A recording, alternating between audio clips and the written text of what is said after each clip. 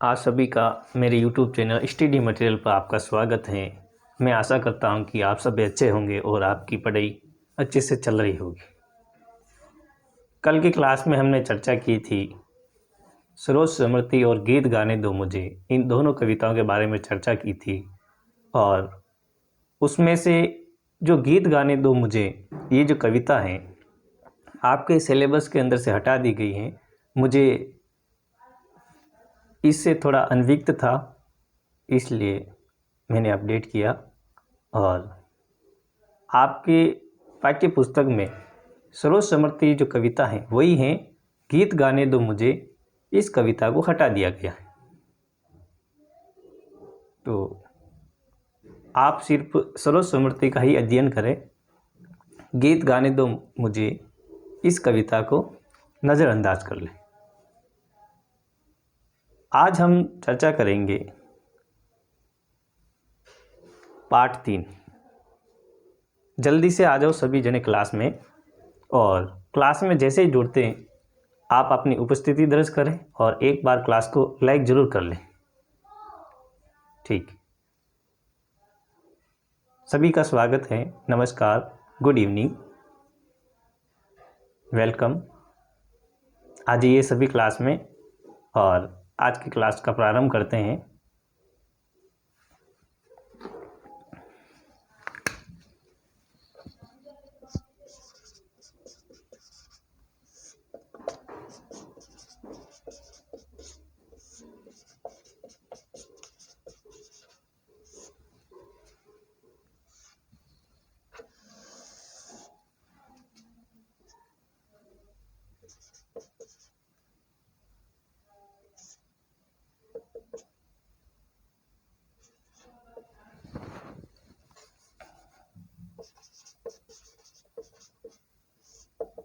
कविता जो है आज आपकी, हमने देवसेना का गीत, कार्नेलिया का गीत और सरोज स्मृति 3 कविताओं का वाचन कर लिया है। हालांकि एक एक्स्ट्रा हो गई थी, गीत गाने दो मुझे, उसको आपको नज़रअंदाज करना है। 3 कविता हो चुकी है, उनका हमने सप्रसंग व्याख्या सहित उनका वर्णन किया है। और मैं आशा करता हूं कि आपको अच्छे से समझ में आया होगा और याद भी होगा। आप इनका 1-2 बार फिर से दोहराव करोगे तो आपको अच्छे से याद हो जाएगा। तो आप प्रयास करें कि इनका दोहराव करते रहें। आज जो हम अध्ययन करने जा रहे हैं, आज अपने सामने कितनी 2 कविताएं हैं। कितनी कविताएं हैं? 2 कविताएं।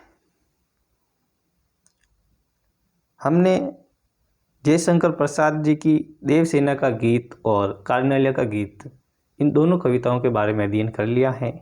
और सूर्यकांत त्रिपाठी जी निराला, इनकी सरोज स्मृति, इसका अध्ययन हमने कल कर दिया है। और आज जो हम करेंगे सच्चिदानंद हीरानंद वात्स्यायन यज्ञ, इनके जो 2 कविता हैं, ये दीप अकेला, मैंने देखा एक बूंद, इन दोनों कविताओं के बारे में आज हम चर्चा करेंगे। तो आप सभी क्लास में जुड़ गए होंगे और आपने उपस्थिति दर्ज करा ली होगी। ठीक है,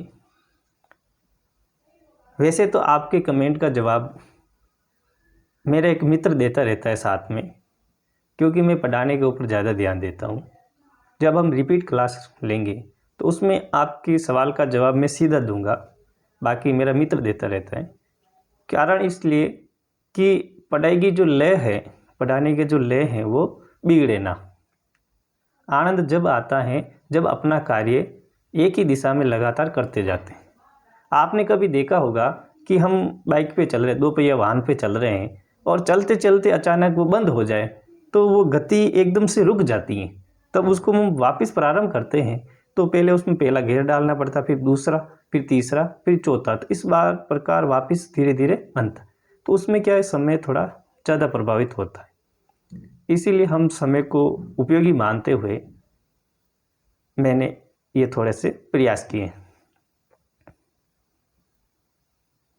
ठीक है, आज की जो कविता है ये दीप अकेला, यज्ञ जी की जो कविताएं हैं उनकी चर्चा आज करेंगे। यह दीप अकेला।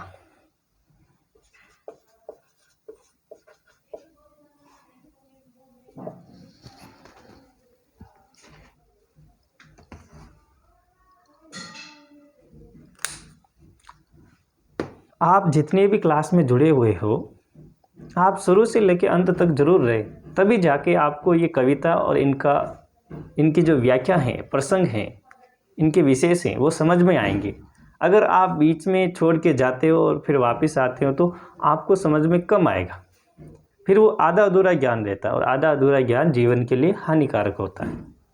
ठीक है, तो आप प्रयास यही करें कि क्लास को प्रारंभ होते ही ज्वाइन कर लें, उसके बाद जब तक ख़त्म ना हो तब तक आप बने रहें।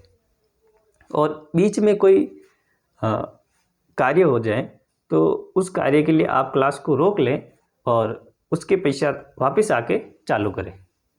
ठीक है, तो आप क्लास के साथ बने रहेंगे। आज की जो पंक्तियां हैं, ये दीप अकेला यज्ञ जी की जो कविता है, इनके बारे में हम चर्चा करते हैं। पहली जो पंक्तियां हैं, ये दीप अकेला सने भरा, बहुत ही अच्छी कविताएं हैं।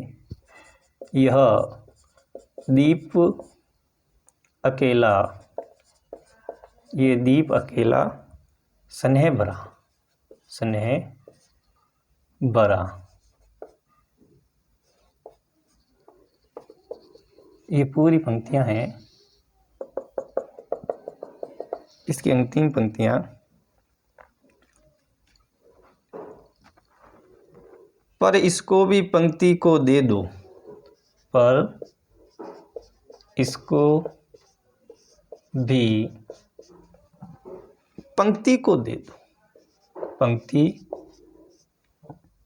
को दे दो, इसको भी पंक्ति को दे दो।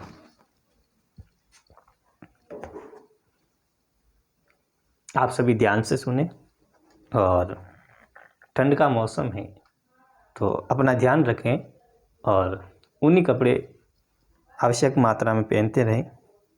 ऐसा नहीं कि आप थोड़े से फैशन में आ जाएं, फैशन में ना आए। ये दीप अकेला सने भरा, यह दीप अकेला सने भरा, है गर्व भरा मद माता, है गर्व भरा मद माता, पर इसको भी पंक्ति को दे दो, पर इसको भी पंक्ति को दे दो।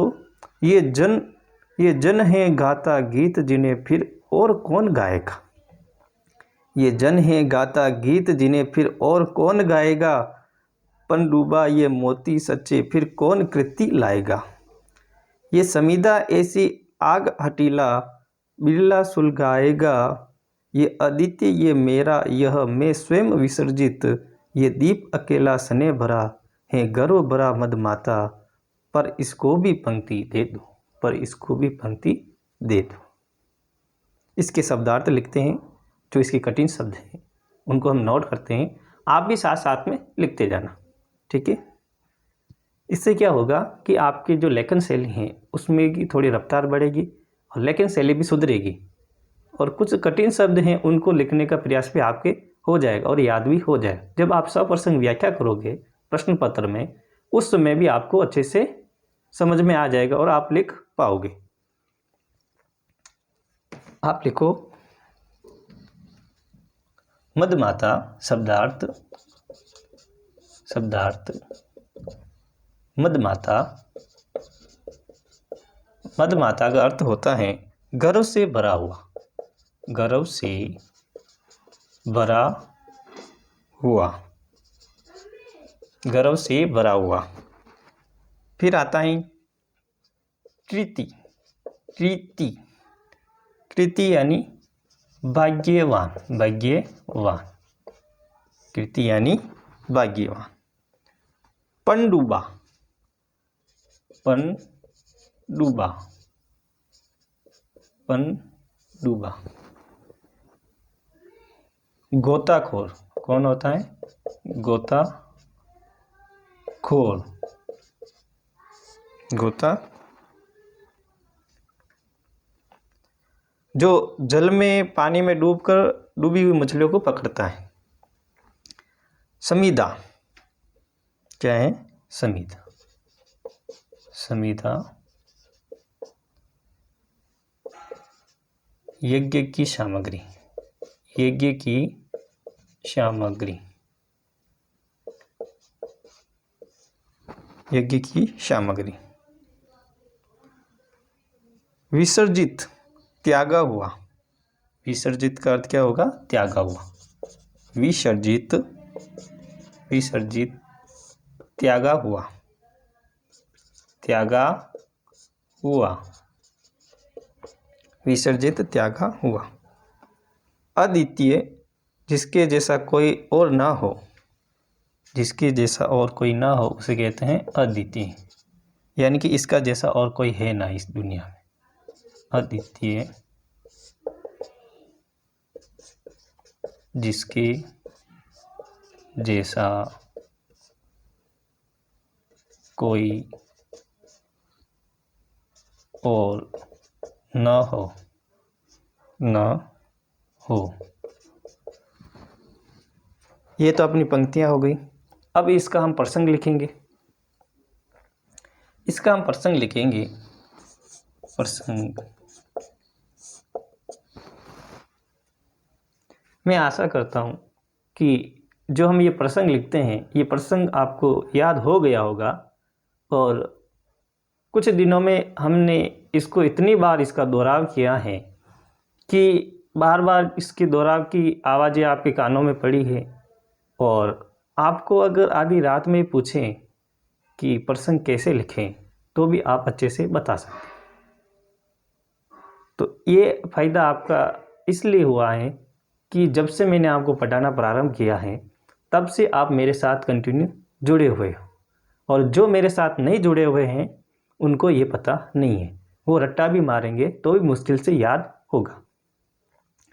कंटिन्यू और लगातार जुड़े रहने से यही फ़ायदा है कि जो हम चीज़ें याद करना चाहते हैं वो जल्दी से याद हो जाती और हमें इतनी प्रयास करने की आवश्यकता नहीं होती।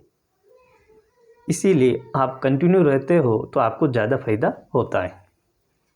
इसका प्रसंग लिखते हैं। यह जो पद्यांश हैं हमारी पाठ्यपुस्तक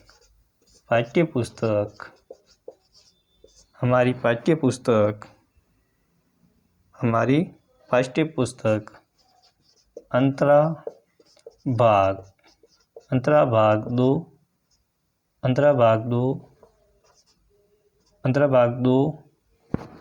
कविता क्या है? यह दीप अकेला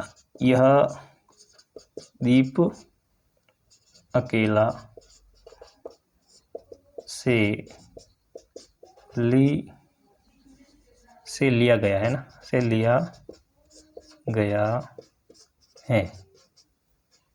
इसके कवि का नाम क्या है?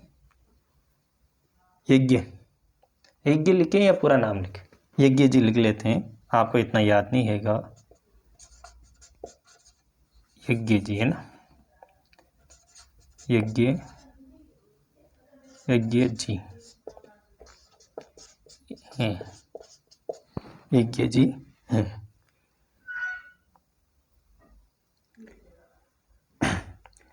फिर इसकी हम व्याख्या करते हैं।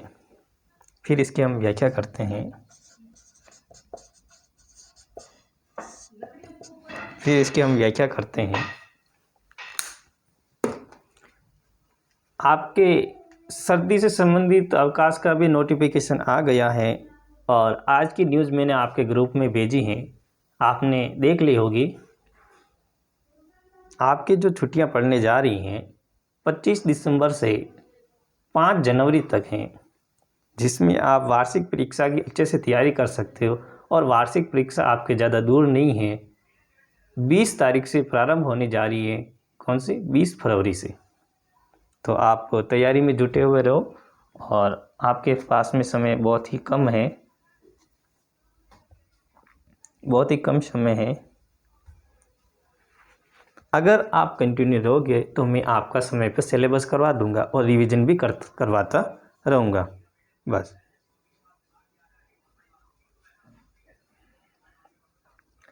इसकी व्याख्या करते हैं हम।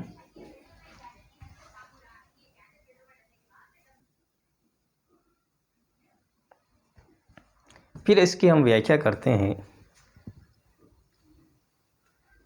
ये दीप अकेला सने भरा, ये दीप अकेला सने भरा, हे गर्व भरा मद माता, हे गर्व भरा मद माता, पर इसको भी पंक्ति दे दो, पर इसको भी पंक्ति दे दो। ये जन है गाता गीत जिन्हें, ये जन है गाता गीत जिन्हें, फिर और कौन गाएगा, फिर और कौन गाएगा। पनडुब्बा ये मोती सच्चे, पनडुब्बा ये मोती सच्चे, फिर कौन कृति लाएगा, ये समीदा ऐसी आग हटीला बिरला सुलगाएगा। ये अदिति ये मेरा, यह मैं स्वयं विसर्जित, ये दीप अकेला सने भरा, है गर्व भरा मद माता, पर इसको भी पंक्ति दे दो, पर इसको भी पंक्ति दे दो। इसमें यज्ञ जी ने कहा है, यज्ञ जी कहते हैं कि ये दीप रूपी व्यक्ति, ये दीप रूपी व्यक्ति तेल अर्थात ऊर्जा से भरा हुआ, अर्थात ऊर्जा से भरा हुआ, परंतु अकेला है। कैसा है? अकेला है। ये दीप रूपी व्यक्ति तेल, ये दीप रूपी जो व्यक्ति तेल है, ये ऊर्जा से भरा हुआ अकेला है। इसके भीतर, किसके भीतर? इस दीप के भीतर अपनी ऊर्जा का अभिमान भी है, अपने ऊर्जा का अभिमान भी है। जब तक ये गर्वित है, जब तक ये गर्वित है, जब तक ये गर्व करता है, तब तक ये अकेला है, तब तक क्या है? ये अकेला है। इसके लिए इसे महत्व को बढ़ाने के लिए इस भी पंक्ति अर्थात समाज में शामिल कर लो। इसके लिए महत्व को बढ़ाने के लिए, इसका महत्व बढ़ाने के लिए इसे भी इस समाज में शामिल कर लो। यज्ञ जी कह रहे हैं ये दीप जो हैं इसके अंदर बहुत ही गर्व है, ये अकेला पड़ा है, लेकिन इसको भी आप इस समाज के अंदर शामिल कर लो, जिससे इसके गुणों को समाज में काम आएंगे, जिससे इसके जो गुण हैं, इस दीप के जो गुण हैं, ये गुण इस समाज के काम आएंगे। इस व्यक्ति के जीवन भी सार्थक हो जाएगा और इस व्यक्ति का जीवन भी सार्थक हो जाएगा।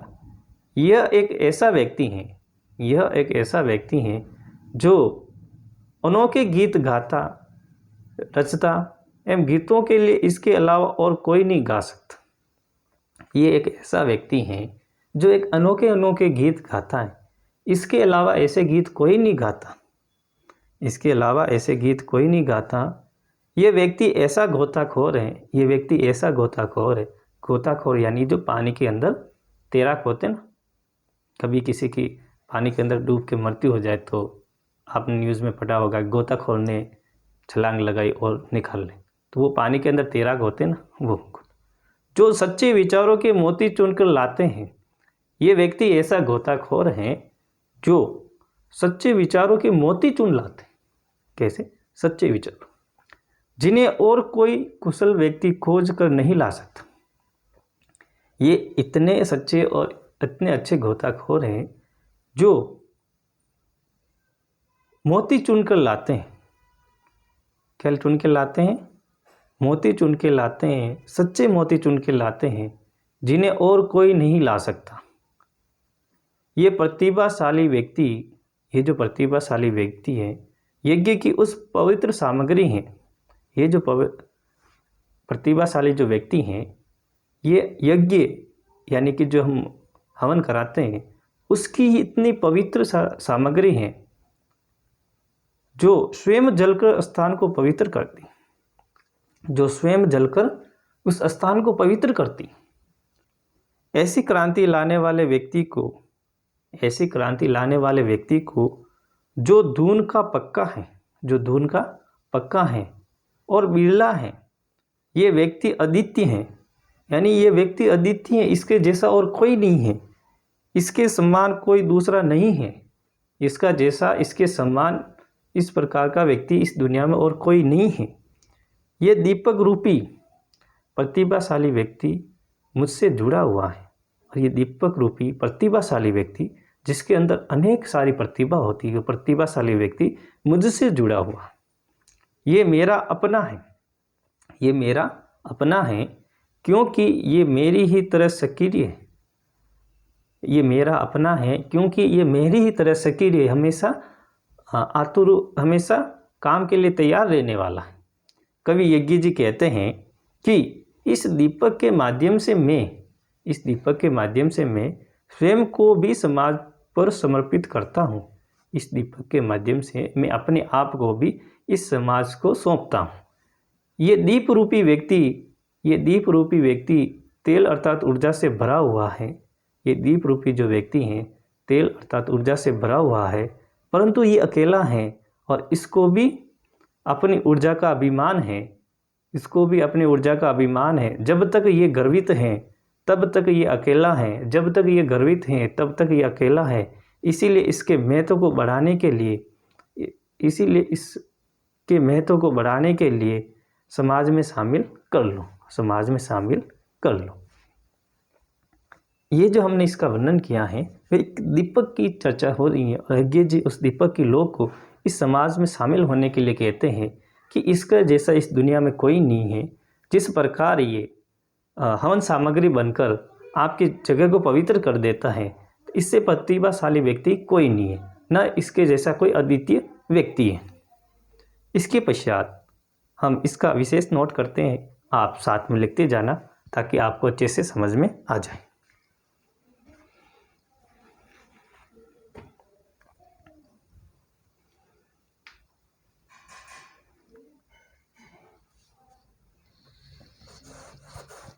आप विशेष लिखिए इसका साथ में।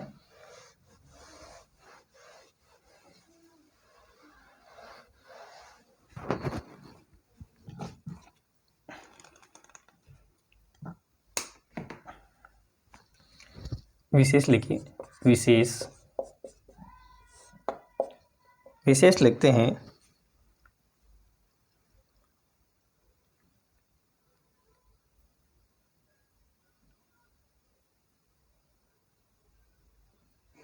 इन पंक्तियों में खड़ी बोली का प्रयोग किया गया है। कैसी बोली है? खड़ी बोली हिंदी है। कैसी बोली है? यज्ञ जी की जो भाषा है, जिस भाषा में उन्होंने लिखा है, वो खड़ी बोली हिंदी में लिखा गया। तो इसमें कौन सी हिंदी का प्रयोग हुआ है? खड़ी बोली हिंदी का प्रयोग हुआ है। पहला पॉइंट लिखिए, खड़ी बोली हिंदी का प्रयोग हुआ है। हिंदी का प्रयोग, खड़ी बोली हिंदी का प्रयोग। दूसरा बिंदु लिखो, तत्सम शब्दों का प्रयोग। तत्सम शब्दों का प्रयोग। हालांकि तत्सम शब्द आप जानते होंगे, मैंने जितनी भी व्याख्या की है जिसमें तत्सम शब्द आए हैं, मैंने आपको बताया है, वह शब्द जो संस्कृत में चलते हैं लेकिन हूबहू हिंदी में प्रयोग होते हैं, उन्हें हम तत्सम शब्द कहते हैं। यानी संस्कृत के वे शब्द जो बिना परिवर्तन हुए हिंदी में प्रयोग होते हैं, उन्हें हम तत्सम शब्द कहते हैं।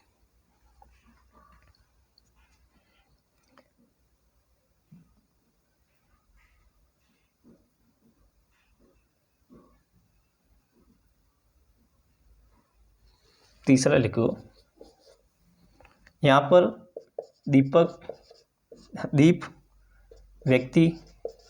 व्यक्तिगत, दीप तो व्यक्तिगत और व्यक्तिगत जो सत्ता है उसका प्रतीक है। व्यक्तिगत सत्ता और पंक्ति समाज का प्रतीक है। इस कविता में बात हो रही है, जो दीप एक व्यक्तिगत सत्ता का प्रतीक है और पंक्ति जो है समाज का प्रतीक है। अगली पंक्तियां लिखिए,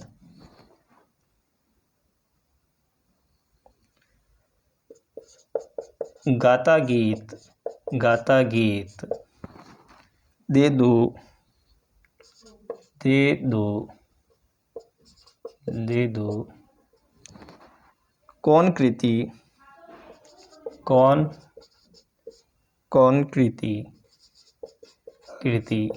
में कौन सा अलंकार है। आप समझ गए होंगे और आप अच्छे से समझ गए कि अनुप्रास अलंकार कहाँ होता है, जहाँ एक ही वर्ण की आवर्ती एक से अधिक बार होती है, वहाँ पर अनुप्रास अलंकार होता है। तो यहाँ पर गे की आवर्ती 1-2 बार हुई है, दे की आवर्ती 2 बार हुई, 1-2, के की आवर्ती 1 और 2 बार हुई है। तो यहाँ कौन सा अलंकार है, अनुप्रास अलंकार है। में अनुप्रास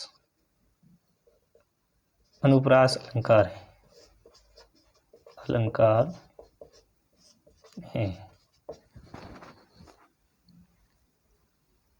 ठीक, आप उतार लीजिए इसको, साथ साथ में आप लिखते रहे, और जब आप लिखते रहे तो इनको मनन भी करते रहे साथ में लिखते हुए। जैसे हम शब्द लिखते हैं उस समय मन में उनको बोलते रहते हैं, तो इनको भी साथ में बोलते रहे। मनन करने के लिए बोला है ना, मौन वाचन। ऐसा नहीं कि तुम जोर जोर से चिल्लाओ और आसपास वालों को सबको परेशान करो, नहीं, ऐसा नहीं है ना। फिर आप जोर जोर से चिल्लाने लग जाओ और आसपास वाले परेशान हो जाए, हाँ, ऐसा नहीं करने का। फिर पड़ोसी घर पे आ जाए, क्या कर रहा है, इतनी क्यों चिल्ला रहा है, आप ऐसे बोलने लग जाओ, अरे मैं तो पढ़ाई कर रहा हूँ, अरे ऐसे थोड़ी होती है पढ़ाई फिर। हाँ हाँ, आपने उतार लिया होगा। आगे बढ़ते हैं, फिर हम अगली जो पंक्तियाँ हैं उन पंक्तियों की ओर बढ़ते हैं। मैं मिटा देता हूँ इनको।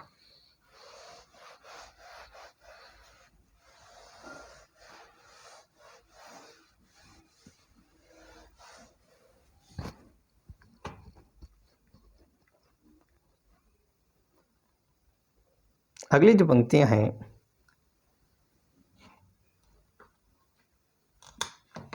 अगली पंक्तियां, यह मधु, यह मधु है, यह मधु है, यहाँ से लेकर ये चली गाड़ी, ये पंक्तियां चलती रही। और अंतिम जो पंक्तियां हैं, इसको भी पंक्ति दे दो, इसको भी पंक्ति दे दो, पंक्ति को दे दो।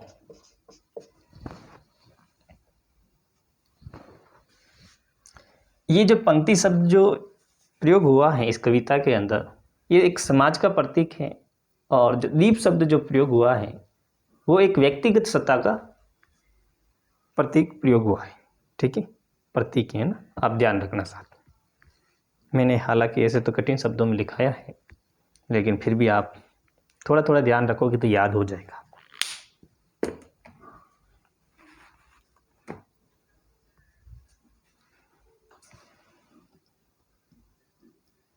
ठीक, अगली पंक्तियां, ये मधु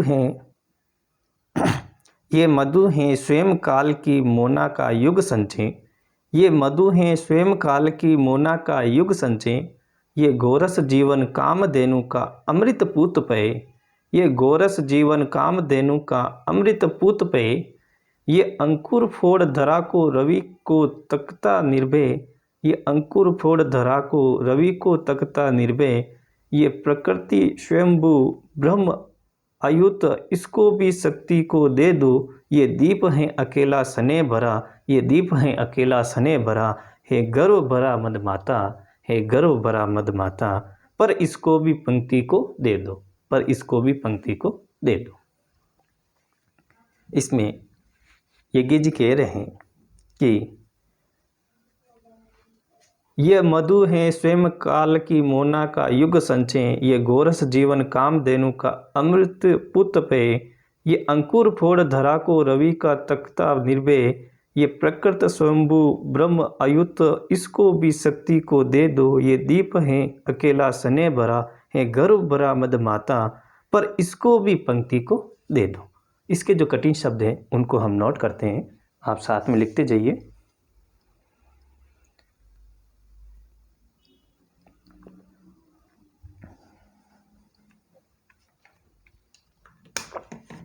देखिए इनके जो कठिन शब्द हैं, शब्दार्थ।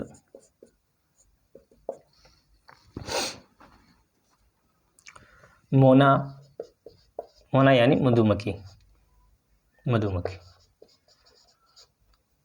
मधुमक्खी।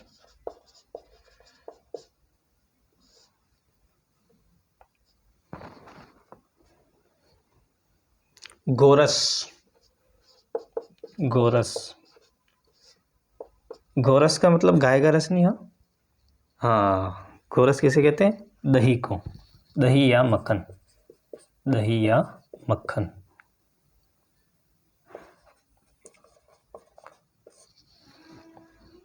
पूत यानी पवित्र, पूत यानी पवित्र।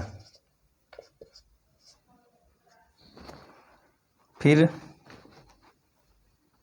निर्भय, जिसको किसी का भय ना हो, निर्भय जिसको किसी का भय ना हो यानी निडर, निडर जिसको किसी का भय या डर ना हो।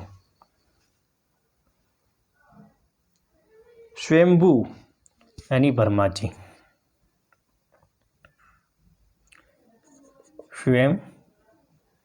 स्वयंभू, स्वयंभू का अर्थ होता है ब्रह्मा या स्वयं पैदा हुआ हो, स्वयं, स्वयं पैदा हुआ, जो पैदा हुआ। स्वयंभू का है ब्रह्मा या स्वयं पैदा हुआ।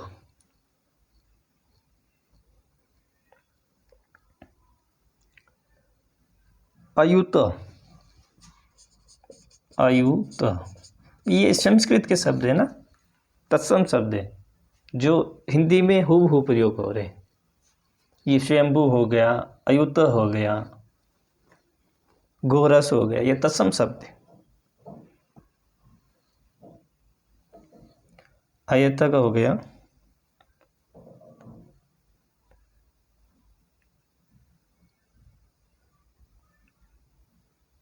पृथक,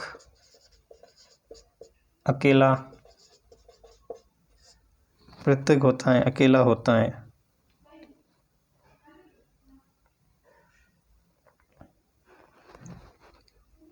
इसके बाद इसका प्रसंग है, इसके बाद इसका प्रसंग आएगा,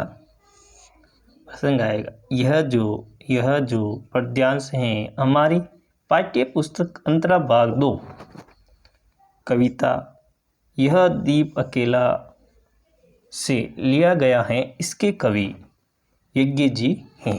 इसके कवि कौन है? यज्ञ जी हैं।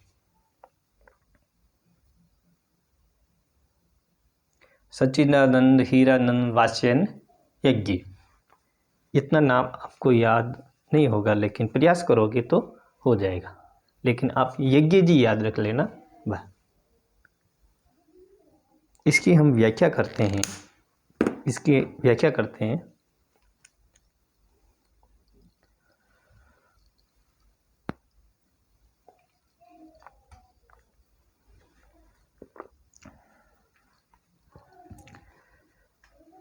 इसकी व्याख्या करते हैं।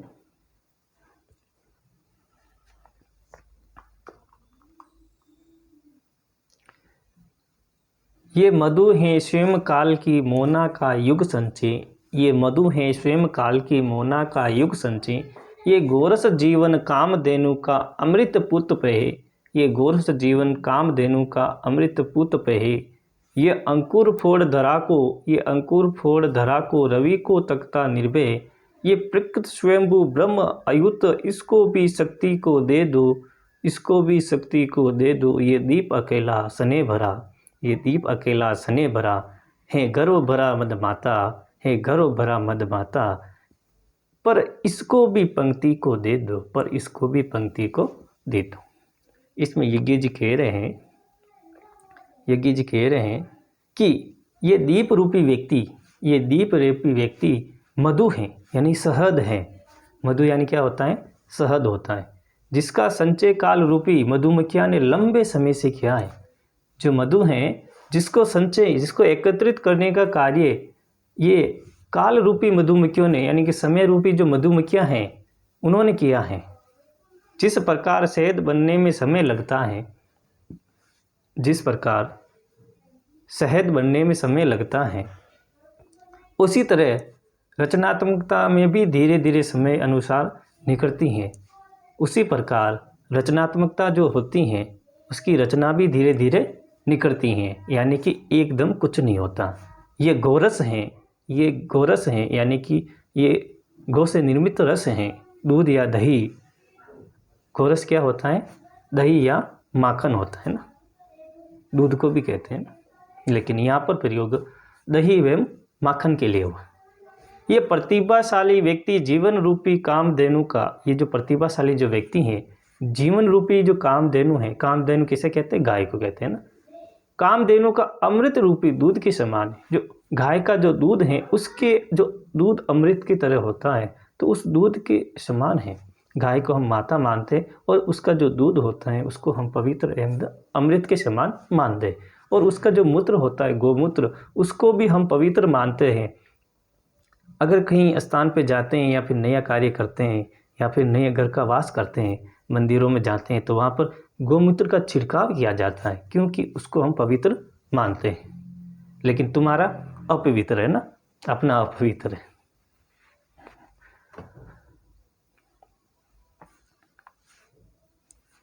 जिस प्रकार अमृत का निर्माण एक लंबी प्रक्रिया है, जिस प्रकार अमृत का निर्माण होने में बहुत ही ज़्यादा लंबी प्रक्रिया लगती है, लंबा समय लगता है, उसी प्रकार प्रतिभायुक्त व्यक्ति के व्यक्तित्व का निर्माण में भी लंबे मंथन के बाद होता है। यानी कि जिस प्रकार भाई अमृत का निर्माण होने में लंबा समय लगता, बहुत ज़्यादा समय लगता है, तो उसी प्रकार प्रतिभायुक्त व्यक्ति जिसके अंदर अनेक सारी प्रतिभा है, उस प्रकार का व्यक्ति, उस प्रकार के व्यक्तित्व का निर्माण बनने में भी लंबा समय लगता है। यह वह अंकुर है, यह वह अंकुर है जो धरती की कठोर परतों को, वह अंकुर है जो धरती की कठोर परतों को फोड़कर निर्भय होकर सूरज को देखता रहता है।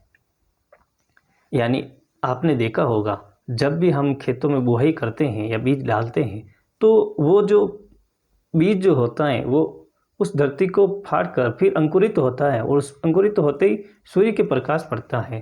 तो इसी प्रकार यज्ञ जी कह रहे हैं कि यह वह अंकुर हैं जो धरती को कठोर परतों, जो धरती की जो परतें होती हैं, जो इसके ऊपर जो मिट्टी आ जाती है, उनको फाड़ कर, उनको चीर कर निर्भय होकर, यानी किसी भय ना होने के कारण वो निर्भय होकर सूरज को देखता है। किसको देखता है? सूरज को देखता है। ये सत्य से आंखें मिलाने का साहस रखता है, यानी सत्य से आंखें मिलाने का साहस रखता है, यानी कभी डरता नहीं है। यह प्रकृति स्वाभाविक है, ये प्रकृति है, ये स्वाभाविक है, ये स्वयंभू ईश्वर ब्रह्मा के समान है। ये स्वयंभू ईश्वर भगवान ब्रह्मा के समान है। जिस तरह ईश्वर सर्जन करता है, उसी प्रकार प्रतिभाशाली व्यक्ति भी सृजनशील होता है। जिस प्रकार ईश्वर सर्जन करते हैं, उसी प्रकार जो प्रतिभाशाली जो व्यक्ति होता है, वो भी सृजनशील होता है। ये व्यक्ति अकेला है, ये व्यक्ति अकेला है, ये जो व्यक्ति है अकेला है, इसे भी समाज में शामिल करके शक्ति दे दो। ये व्यक्ति अकेला, इसे भी समाज में शामिल करके शक्ति दे दो।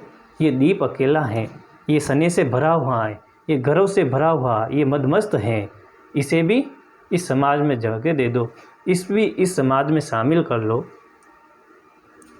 इस प्रकार इन पंक्तियों में यज्ञ जी ने बताया है। अब ये जो पंक्तियां हैं, इनके जो विशेष हैं उसके बारे में हम लिख लेते हैं। व्याख्या कर ली है हमने, प्रसंग लिख लिया है, इसके शब्दार्थ लिख लिए। इसका जो विशेष है, इन पंक्तियों में क्या विशेष है, उसके बारे में हम लिखते हैं। आप भी साथ साथ में लिखते जाना। हाँ, आपके कमेंट का जवाब आपको मिलता रहेगा, लेकिन मैं उसका जवाब कम दूंगा क्योंकि मैं पढ़ाने में बिजी हूँ। मैंने आपको कल भी बताया था, आज भी बता रहा हूँ, आपके कमेंट का जवाब आपको उसी समय मिल जाएगा।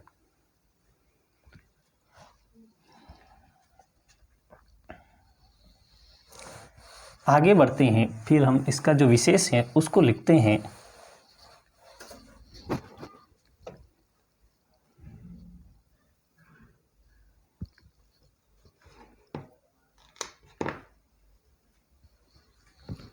विशेष,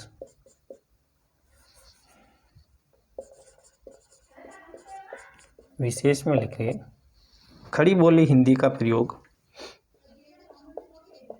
खड़ी बोली हिंदी का प्रयोग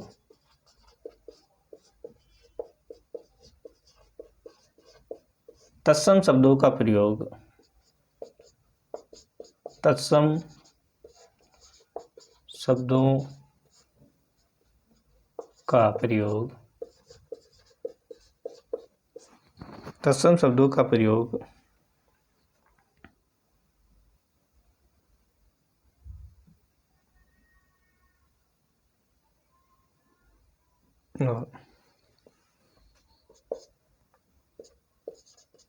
दीप, दीप व्यक्तिगत सत्ता, दीप व्यक्तिगत सत्ता का प्रतीक है। इन पंक्तियों में दीप जो है व्यक्तिगत सत्ता का प्रतीक है और पंक्ति जो है समाज का प्रतीक है। पंक्ति जो है समाज का प्रतीक है, समाज का प्रतीक है। इन पंक्तियों के अंदर दीप जो व्यक्तिगत सत्ता और पंक्ति समाज का प्रतीक है। अगला बिंदु लिखो,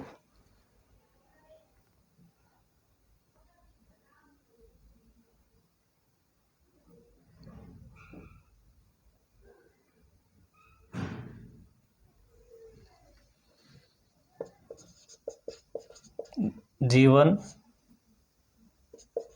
कामधेनु, जीवन कामधेनु, जीवन कामधेनु, जीवन कामधेनु में रूपक अलंकार का प्रयोग हुआ है। किसका? रूपक अलंकार का प्रयोग, अलंकार का प्रयोग।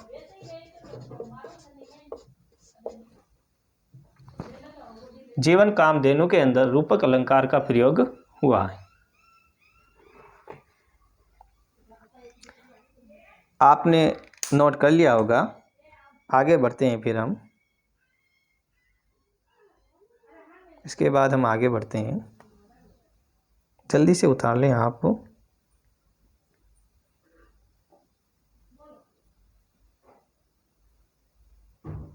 ठीक है, हम आगे बढ़ते हैं। आपने उतार लिया होगा।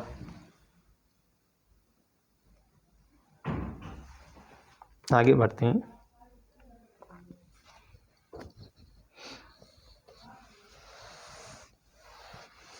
ये दीप है अकेला, ये दीप क्या है? अकेला है। इसको भी इस समाज में जगह दे दो।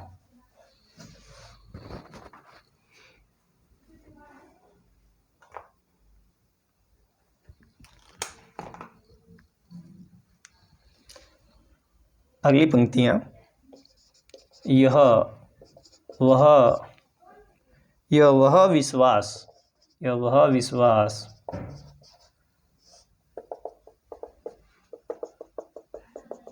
यह वह विश्वास, इसको भी पंक्ति को दे, इसको भी पंक्ति को दे दो, पंक्ति को दे दो। इसको भी समाज को दे दो, इसको भी समाज को दे दो। ये गर्व से भरा हुआ दीप है, इसके अंदर अपूर्ण ज्ञान है, ये स्वाभिमान है। इसको भी समाज को दे दो ताकि समाज में इसका भी ज्ञान काम आए।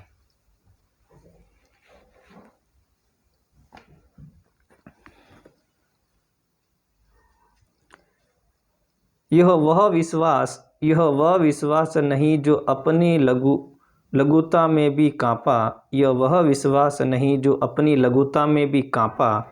वह पीड़ा जिसकी गहराई को स्वयं उसी ने नापा, वह पीड़ा जिसकी गहराई ने स्वयं को उसी ने नापा। कुत्सा अपमान अविज्ञा अधुंधता कड़वू तम में, यह सदा द्रवित चिर जागरूक अनुरक्त नेत्र, उल्लंब बहु यज्ञ चीर अखंड अपनापा। जिज्ञासु प्रबुद्ध सदा श्रद्धा में, इसको भक्ति को दे दो। ये दीप है अकेला सने भरा, ये दीप है अकेला सने भरा, घरों भरा मदमाता। पर इसको भी पंक्ति को दे दो, पर इसको भी पंक्ति को दे दो। इसके जो कठिन शब्द हैं उन शब्दार्थों को हम नोट करते हैं, आप भी साथ में लिखते रहना। इनके जो कठिन शब्द हैं, शब्दार्थ लिखते हैं इनके। लघुता यानी सीमित शक्ति, लघुता इसका अर्थ क्या होगा? सीमित शक्ति, सीमित शक्ति।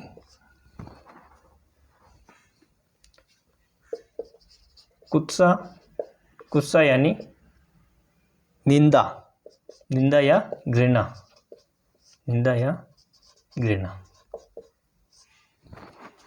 जब आपने देखा होगा कि लड़के तो जब घृणा करते हैं किसी से तो उनको वो मुंह का जो हाव भाव बनाते ना, जो चेहरा बनाते, वो तो नहीं आता, लेकिन लड़कियों को अच्छे से आता है। पता नहीं वो मुंह को एकदम कैसे करके ऐसा मुंह बना लेती, मुझे भी नहीं आता, लेकिन देखा होगा, आपने भी देखा होगा, ऐसे करती ऐसे कुछ करती हैं। वो एक घृणा का प्रतीक है, यानी कि वो ऐसे घृणा करती है, उसे पसंद नहीं करती, यानी उनकी नज़रों के सामने वो होना नहीं चाहिए। फिर आता है द्रवित यानी दयालु, द्रवित यानी दयालु।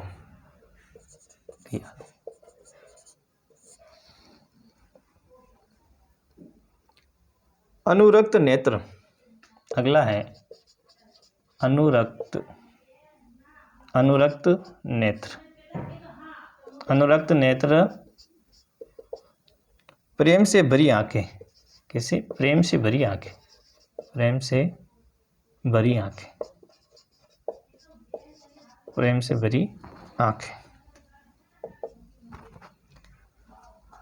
उलंबे बाहु,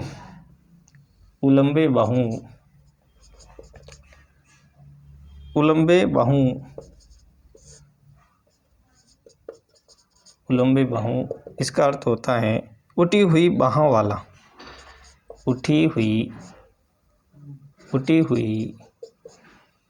बाहें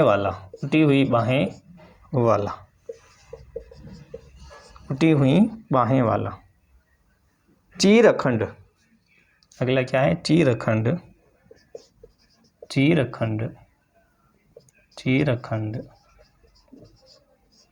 का होता है पूर्ण।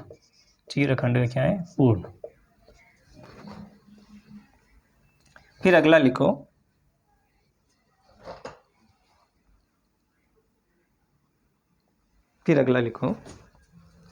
पर्वत,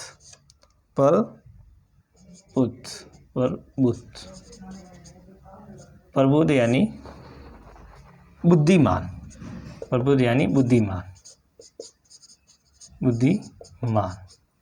जैसे आपके तरह, आप सब बुद्धिमान हो, बुद्धि का प्रयोग करते हो।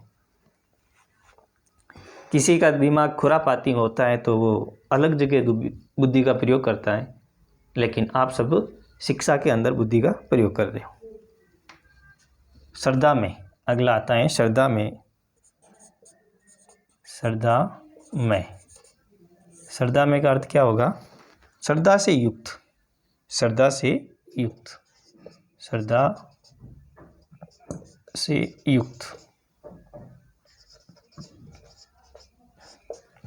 से युक्त।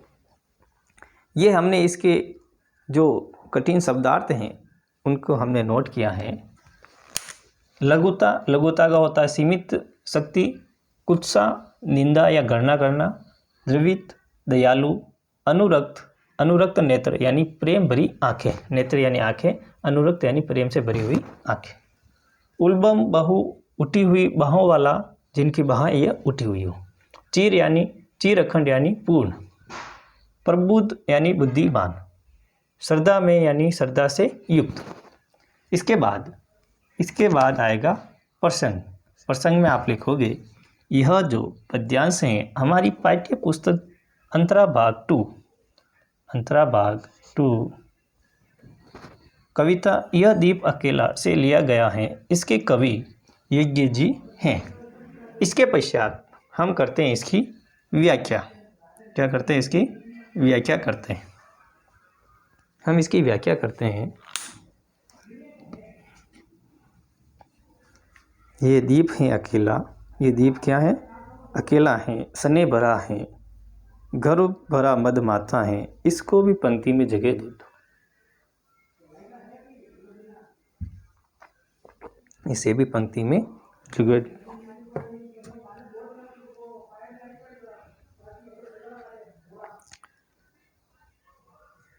यह वह विश्वास नहीं जो अपनी लघुता में भी कांपा, यह वह विश्वास नहीं जो अपनी लघुता में भी कांपा, वह पीड़ा जिसकी गहराई को स्वयं ने उसी ने नापा, यह वह पीड़ा जिसकी गहराई को स्वयं ने उसी ने नापा, कुत्सा अपमान अवज्ञा द्वंद्व आते कुड़वे तब में, ये सदा द्रवित चीर जागरूक अनुरक्त नेत्र, उल्बम बहु यह चीर अखंड अपनामा, उल्बम बहु यह चीर अखंड अपनामा, जिज्ञासु प्रबद्ध सदा श्रद्धा में, जिज्ञासु प्रबद्ध सदा श्रद्धा में, इसको भक्ति को दे दो, इसको भक्ति को दे दो, ये दीप है अकेला सने भरा, ये दीप है अकेला सने भरा, है गर्व भरा मद माता, है गर्व भरा मद माता, पर इसको भी पंक्ति को दे दो, पर इसको भी पंक्ति को दे दो।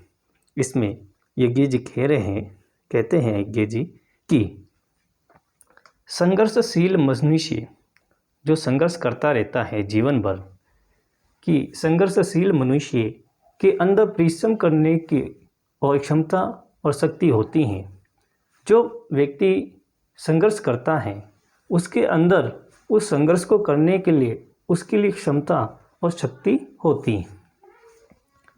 उसे अपनी शक्ति पर विश्वास है, उसे अपनी शक्ति पर विश्वास है, वे अपनी कमियों, उससे अपनी शक्ति पर विश्वास है, वे अपनी कमियों अर्थात सीमित साधन क्षमता पर भी नहीं घबराता। जो सीमित साधन होते हैं, कम औजार होते हैं, उन पे भी वो नहीं घबराता, काम के लिए तैयार रहता है। वे ऐसी पीड़ा से युक्त, वह ऐसी पीड़ा से युक्त जो रचनात्मक असंतोष के कारण उत्पन्न हुई है, जो रचनात्मक असंतोष जो होता है उसके कारण जो उत्पन्न हुई हैं, यह व्यक्ति स्वयं ही उसकी गहराई को नाप ले सकता है। यह व्यक्ति जो रचनात्मक तौर से असंतोष का कारण जो उत्पन्न हुआ है, उन कारणों को व्यक्ति स्वयं अपनी गहराई से नाप सकता है, अर्थात दुखों को व्यक्ति स्वयं सहन कर सकता है, दुखों को व्यक्ति स्वयं सहन कर सकता है। इस पीड़ा को कोई आम व्यक्ति समझ नहीं सकता। ये जो पीड़ा है, जो आम व्यक्ति होते हैं, जो सामान्य नागरिक जो होते हैं, वो समझ नहीं पाते हैं। यह पीड़ा ही उस संघर्षशील व्यक्ति को आगे बढ़ने की प्रेरणा देती है, यानी आगे बढ़ने की हिम्मत देती हैं। कवि बताता है, कवि कह रहे हैं कि निंदा यानी किसी से घृणा करना, अपमान किसी का मान नहीं करना, सम्मान नहीं करना, अपमान करना, अवज्ञा के गिरत यानी किसी की आज्ञा ना मानना, कड़वे अंधकार में भी वह व्यक्ति सदा से हृदय रहता है। कड़वे स्वभाव में भी, कड़वे अंधकार में भी वह व्यक्ति सदा से हृदय रहता है, यानी सम्मानपूर्वक हृदय रखे उनका सम्मान करता है और जागरूक रहता है, और उस चीज़ों के लिए जागरूक रहता है, और उसकी आँखों में प्रेम से भरी रहती है। उसकी जो आँखें होती हैं वो प्रेम से भरी रहती हैं एकदम। वह व्यक्ति सदैव अपनी बाहों को उठाकर समस्त विश्व को अपनाने के लिए तैयार रहता, और वह जो व्यक्ति हैं जिसके आँखों में प्रेम भरा रहता है, और वह अपनी जो बाहें होती हैं उन बाहों को समस्त विश्व को अपनाने के लिए तैयार रहता है। वो सभी को अपनाता है कि सभी मेरे पास आ सकते हो, किसी को कोई मनाही नहीं है। पूरे के पूरे विश्व को अपनाने की उसकी बाहों में उठी हुई रहती हैं उसकी बाहें। ऊंचे आदर्श और अपने हृदय में संजोए रखता है, ऊंचे आदर्श और उन आदर्शों को अपने हृदय के अंदर, अपने दिल के अंदर वो संजो के रखता है। वह हमेशा पूर्ण रहता है, आधा अधूरा नहीं रहता, यानी जो भी कार्य वो करना चाहता है उसके लिए वो पूरी तरह से तैयार रहता है। वह मनुष्य जिज्ञासु हैं, यानी उसके अंदर जिज्ञासा है, कुछ करने की जिज्ञासा है, बुद्धिमान है और सशक्त है। ये जो मनुष्य हैं जिज्ञासु हैं, बुद्धिमान है और सशक्त हैं वे सदा श्रद्धा युक्त रहता है, वह हमेशा श्रद्धा से युक्त रहता है। इसे भी भक्ति देनी चाहिए और इस व्यक्ति को भी भक्ति देनी चाहिए। ये दीप रूपी अकेला व्यक्ति, ये दीप रूपी अकेला जो व्यक्ति है, इसमें स्नेह रूपी जो तेल भरा हुआ है, स्नेह रूपी जो तेल भरा हुआ है, प्रेम रूपी जो तेल भरा हुआ है, ये गर्व से भरा हुआ है, ये गर्व से भरा मर्द माता है। इसको भी पंक्ति को देना चाहिए, इसको भी समाज को देना चाहिए। अज्ञे जी ने इस प्रकार इन पंक्तियों में वर्णन किया है गया है। इसके अंदर फिर बाद में अगली पंक्तियों में हम इसका जो विशेष है उसको नोट करते हैं।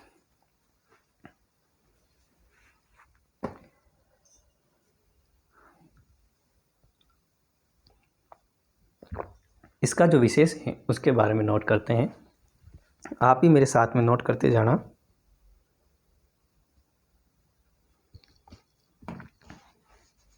आप भी साथ साथ में नोट करते रहना।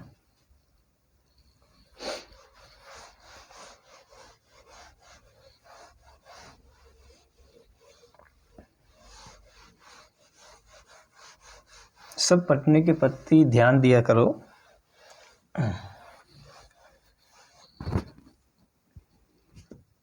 जीवन में प्रत्येक कार्य करने के लिए समय उपलब्ध होता है।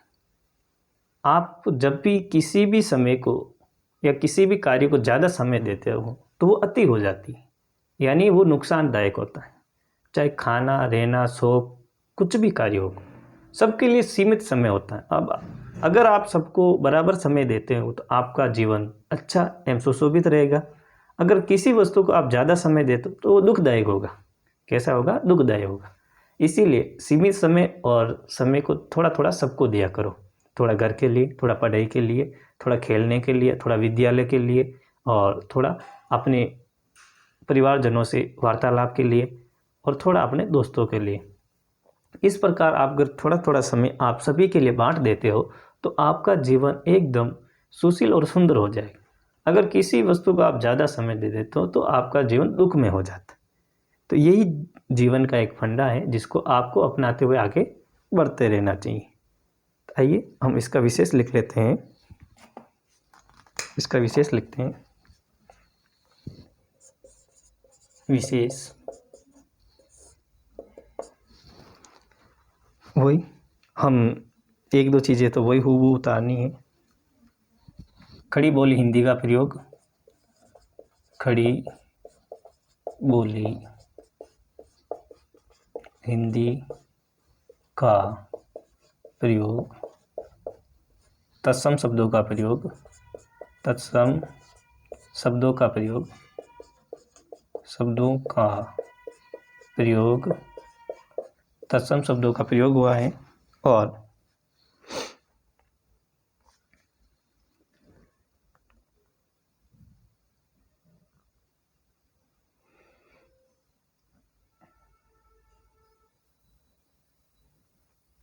अगला बिंदु लिखे, अगला बिंदु लिखो,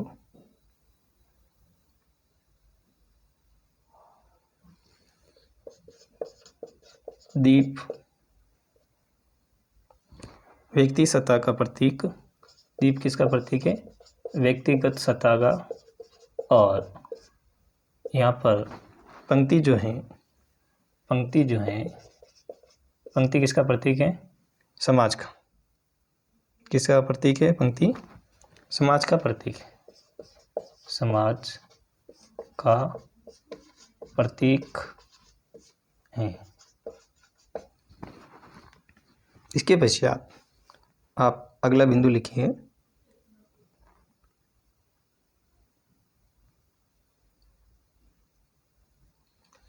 अगला बिंदु लिखिए, अपमान, अपमान, अवज्ञा, अवज्ञा में कौन सा अलंकार है? जब एक ही वर्ण की एक से अधिक बार आवृत्ति होती है तो वहाँ कौन सा अलंकार होता है? अनुप्रास अलंकार है। अनुप्रास अलंकार है।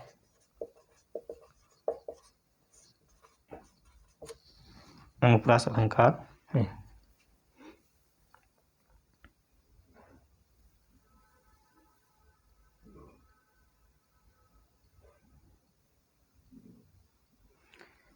जल्दी से उतार लो। फिर जो अगली जो कविता है उसका अध्ययन करते हैं हम।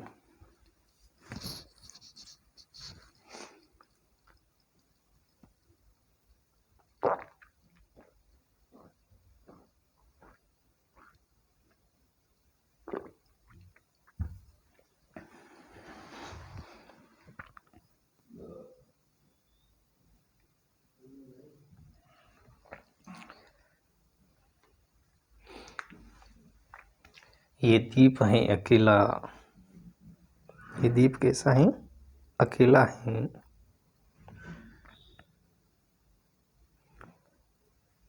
दीप अकेला है, सनी से भरा हुआ है, घरों भरा मदमाता, इसको भी पंक्ति दे दो।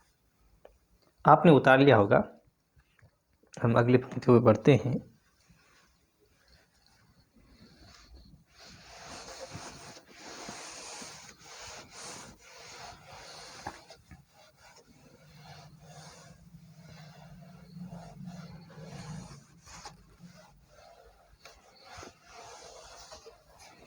अपनी जो अगली जो कविता है, यज्ञ जी की जो अगली जो कविता है,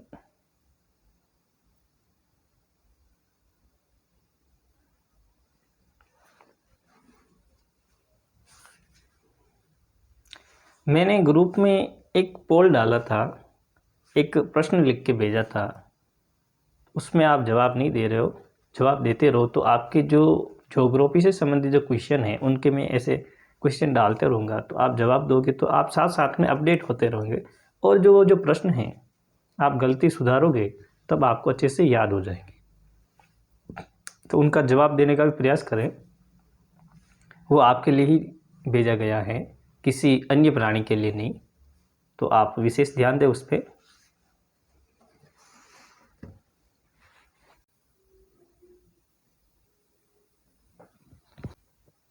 अपनी जो अगली कविता जो है, मैंने देखा एक बूंद, देखा एक बूंद, एक बूंद। मैंने देखा एक बूंद, मैंने देखा। यहाँ से चली एक बूंद देखने के लिए और अंतिम पंक्तियों तक निसर्वता तक, निसर्वता के दाग से, ये दाग से यहाँ तक। मैंने देखा एक बूंद सहसा, मैंने देखा एक बूंद सहसा, उछली सागर के जाग से, उछली सागर के जाग से, रंग गई क्षण भर में, रंग गई क्षण भर में, ढलते सूरज की आग से, ढलते सूरज की आग से। मुझको दिख ही गया, मुझको दिख ही गया, सुन रे विराट के सम्मुख, सुने विराट के सम्मुख।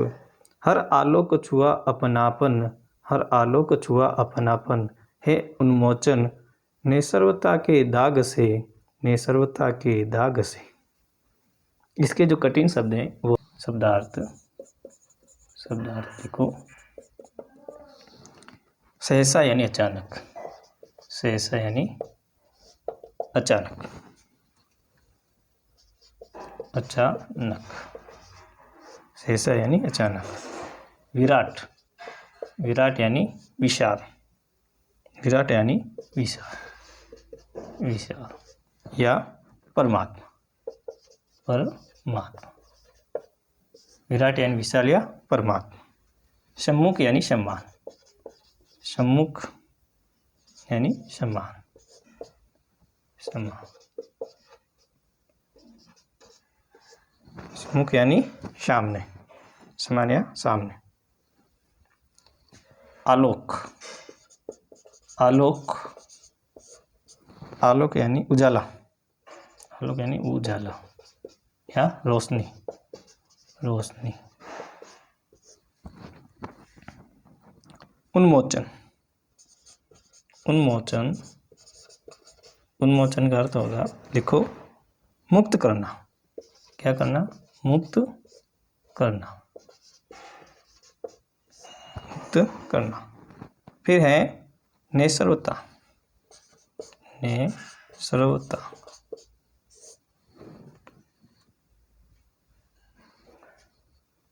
नेसर्वता का अर्थ होगा मिटना या नाशशीलता। क्या है?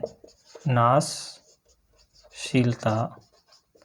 या मिटना, मिटना। इसके पश्चात हम प्रसंग लिखेंगे। आप जल्दी से उतार लो इसको।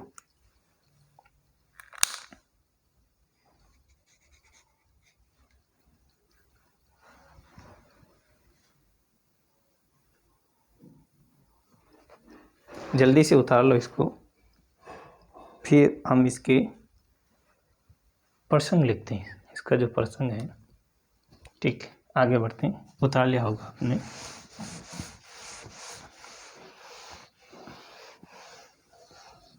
प्रसंग।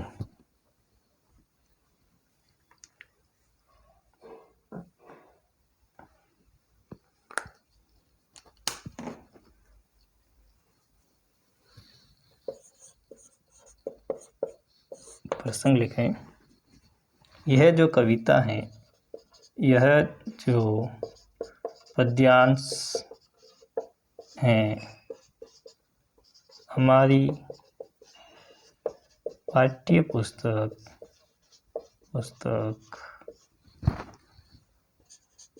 अंतरा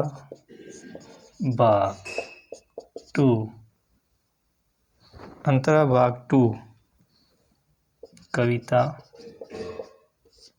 क्या है?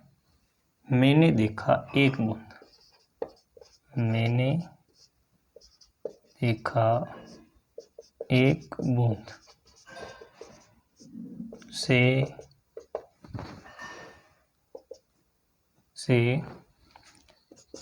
लिया गया है। इसके कवि कौन है? यज्ञ जी है ना। इसके कवि यज्ञ जी हैं। ये हो गया इसका प्रसंग। फिर इसके लिखते हैं व्याख्या। क्या लिखते हैं? व्याख्या लिखते हैं। इसकी व्याख्या। हाँ, बस थोड़ी सी और बाकी हैं, क्लास हो गई है। मुझे लग रहा है क्लास संख्या कम हो रही है। कोई बात नहीं, आप कंटिन्यू क्लास में जुड़ते रहें और जुड़े हुए रहें। जिसको पढ़ना है वो तो जुड़ा हुआ रहता है, और जिसको नहीं पढ़ना है वो कुछ न कुछ बहाने बनाते रहता है। इसीलिए इसकी व्याख्या करते हैं हम। मैंने देखा एक बूंद सहसा, मैंने देखा एक बूंद सहसा, उछली सागर के जाग से रंग गई क्षण भर, उछली सागर के जाग से रंग गई क्षण भर, ढलते सूरज की आग से मुझको दिख गया सूने विराट के सम्मुख, हर आलोक छुआ अपनापन, हे उन्मोचन नेसर्वता के दाग से। इसकी व्याख्या करते हैं हम। इसमें यज्ञ जी कह रहे हैं कि सूरज के ढलते समय, जब सूरज ढलता है तो उस समय, सूरज के ढलते समय सागर के जाग से, जब सूरज ढलता है तो सागर समुद्र जो हैं उसके अंदर जो झाग होते हैं, उस झाग में से एक बूंद अचानक उछलती है। उस सागर के झाग से एक बूंद अचानक उछलती है और सूरज की आग से वे पल भर के लिए रंग गई हैं, और पल भर के लिए वो रंग गई। आपने देखा होगा, जब आप पानी की बूंद के अंदर देखते हैं तो अलग अलग प्रकार के कलर दिखते हैं।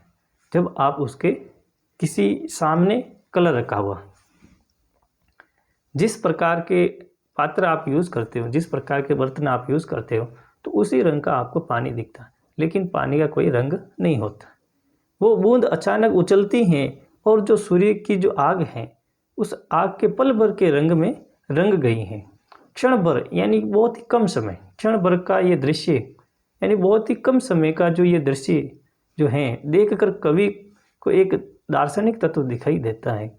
ये क्षण भर का जो समय है उस क्षण को देखते हुए कवि यज्ञ जी को एक दार्शनिक तत्व दिखाई देता है। कवि को लगता है कि एक पल में उस बूंद का अस्तित्व ही समाप्त हो गया। एक पल में उस बूंद का जो अस्तित्व था वो समाप्त हो गया। यानी पानी के जागों के बीच में से वो बूंद ऊपर उछलती हैं, क्षण भर ऊपर रहती हैं, रंग में रंगती हैं और क्षण भर में वापस अंदर मिल जाती हैं। उसे देखकर कवि सोचने लगा, उस बूंद को देखकर कवि सोचने लगा कि इस विशाल संसार के सामने, ये जो विशाल संसार है उसके सामने हर क्षण प्रकाशमान होता है, हर क्षण प्रकाशमान होता है और प्रत्येक पल का महत्व होता है। हर समय प्रकाशमान होता है और प्रत्येक पल और प्रत्येक समय का महत्व होता है। हर क्षण अपनेपन से भरा है, जो हर क्षण हर समय है वो अपनेपन से भरा हुआ, और वह क्षण भरने के लिए, ये जो क्षण है उसको भरने के लिए निसर्वता के दाग से मुक्त हो जाता है। जो निसर्वता का जो दाग है उससे मुक्त हो जाता। इस प्रकार कवि यज्ञ जी ने इन पंक्तियों का वर्णन किया है। इन पंक्तियों के अंदर कुछ विशेष हैं, उनको हम नोट कर लेते हैं और इसी के साथ अपनी जो ये कविता है यज्ञ जी की, ये यहाँ पे समाप्त हो जाएगी। आप साथ में इनके विशेष लिख लीजिए।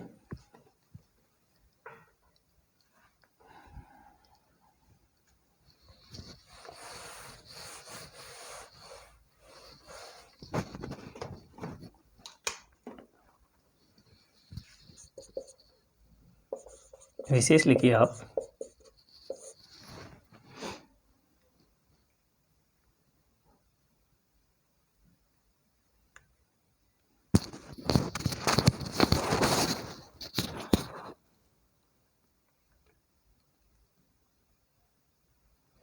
इसमें खड़ी बोली का प्रयोग हुआ है, खड़ी बोली हिंदी का प्रयोग, खड़ी बोली हिंदी का प्रयोग,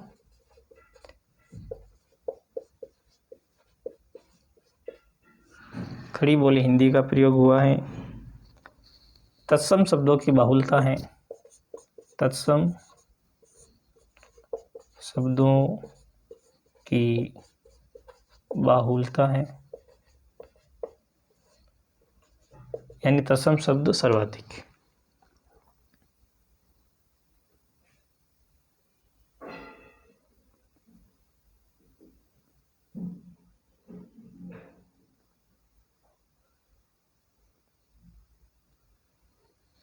कविता में क्या है? दार्शनिक क्या है? कविता में दार्शनिकता है। कविता में दार्शनिकता है। लिखो, कविता में दार्शनिकता है, दार्शनिकता है, क्योंकि इसमें कवि जो वर्णन कर रहा है उस बूंद के बारे में, उसको देखकर उसका वर्णन कर रहा है, यानी इसमें दार्शनिकता है। इसमें दार्शनिकता का वर्णन किया गया है कि अभी सागर के अंदर जो बूंद की क्षण भंगुरता है उसको दर्शा रहा है, तो उसमें दार्शनिकता का भाव है।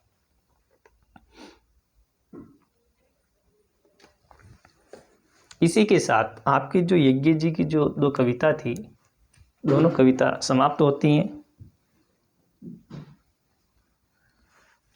दोनों कविता समाप्त होती हैं और आपने साथ में नोट कर लिया होगा। इसी के साथ मैं अपनी वाणी को विराम देता हूँ और आप सभी भी थक गए होंगे, इसलिए सभी को शुभ रात्रि, और कल हम फिर मिलेंगे साय 8 बजे, रात्रि 8 बजे। जो व्यक्ति नए जुड़े हुए हैं, जिन्होंने अब तक चैनल को सब्सक्राइब नहीं किया है या क्लास को लाइक नहीं किया है, चैनल को सब्सक्राइब कर लें और क्लास को लाइक कर लें और बेल आइकन को ज़रूर दबा लें। कल हम फिर मिलेंगे रात 8 बजे। अब तक के लिए जय हिंद, जय भारत, जय जय राजस्थान। शुभ रात्रि, गुड नाइट।